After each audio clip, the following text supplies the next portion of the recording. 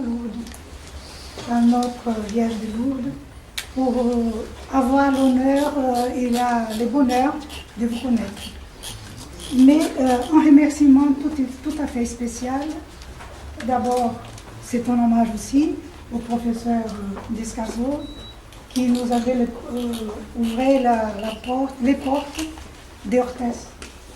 Monsieur le maire, monsieur le président de l'Office de tourisme, mais surtout remercier un ami très cher qui m'a présenté ces merveilleux pays qui sont les Pyrénées et qui m'a amené tout doucement à vous connaître. Et un très cher ami à moi qui est parmi nous. Je remercie aussi aux artistes. Cette exposition s'appelle Dialogue 4B.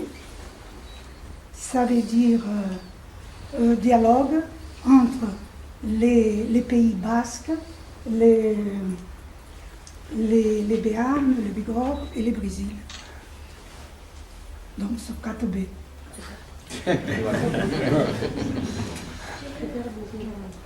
Je voudrais aussi remercier à tout le monde qui nous a aidés, et surtout messieurs des élus qui m'a fait découvrir les chemins entre le vieux monde et le Brésil.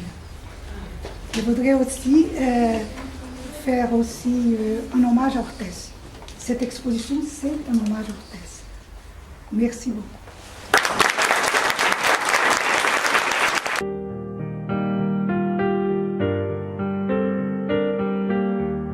Alors ces artistes, vous avez pu déjà le voir, ils sont, je dirais, très pétris de talent. On ne sait plus très bien qu'est-ce qu'il faut admirer le plus. Il y a quand même plusieurs types. Et en tout cas, moi, je suis ravi de saluer le représentant du gouvernement du Brésil en France et bienvenue bien sûr à Monet. Bienvenido aos amigos do Brasil. Obrigada.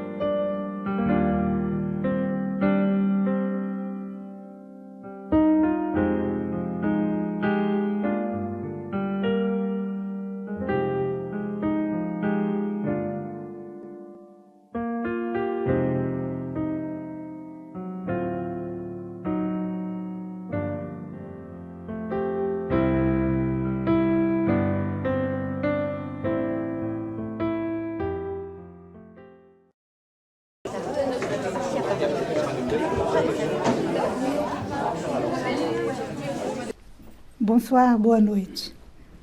Je dédie cette exposition aujourd'hui à Jacqueline Perrault, qui est la présidente de l'association dans les Pyrénées. Et je dédie aussi à Hélène Palitou qui s'occupent du mécénat, sans lesquels on ne peut pas continuer ces parcours. Je dédie aussi cette exposition à Monsieur et Madame Baller, qui ont fait cet magnifique accrochage. Je dédie aussi cette exposition à Monsieur et Madame Godard, qui sont chargés de faire tout l'audiovisuel, les CD-ROM, les cassettes vidéo de cette exposition. Et aussi, on ne peut pas travailler sans les artistes. Et c'est le but de cette exposition, divulguer l'art plutôt, disons, contemporaine. Je préfère dire l'art d'aujourd'hui, et surtout de France et du Pyrénées. Nous n'avons pas eu de problème pour trouver des excellents artistes dans cette région. Nous avons Bernadette de Buros, Gérard Blasco de Pau, notre Rachel de Tarbes, Rémi Trottereau de l'Aïris, c'est ça, et Erwin Dazel de Bayonne. Pour le Brésil, nous avons aussi de plusieurs villes qui aujourd'hui sont représentées aussi par Cristina Wojtysica et un peu notre marraine, et qui nous accompagnait pendant un mi-parcours. Et aujourd'hui, elle n'est pas autant qu'artiste parmi nous, mais autant que marraine. Et il y a aussi 3 artistes de l'Espagne, donc du chemin aussi du Pyrénées. On va traverser l'océan l'année prochaine et on commence au Brésil par Salvador de Bahia, la première ville qui était, disons, touchée par les Européens dans les musées d'art moderne de Bahia. Et après, on ira à Rio, à São Paulo et à Recife.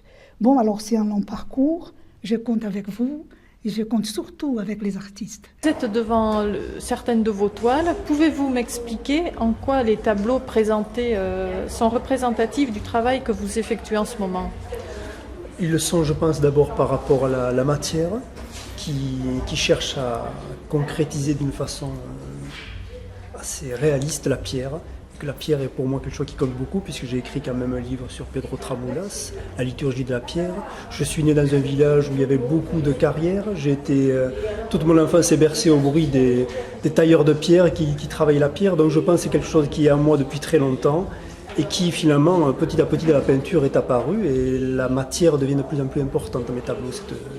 Donc là, c'est vrai que je travaille après des résines, mais je cherche, c'est vrai, beaucoup à retrouver la pierre, et le titre le disent assez, pierre sur pierre, d'autres comme ça, où la pierre nous raconte parfois d'étranges histoires. C'est quand même cet aspect-là des choses qui m'intéresse. Donc pour vous, l'élément pierre est un des éléments les plus importants voilà. Et ce n'est pas quelque chose qui s'est fait d'une façon intellectuelle, c'est quelque chose qui est venu lentement, très lentement à moi, qui s'est imposé à moi finalement au fil des années, ça c'est, oui.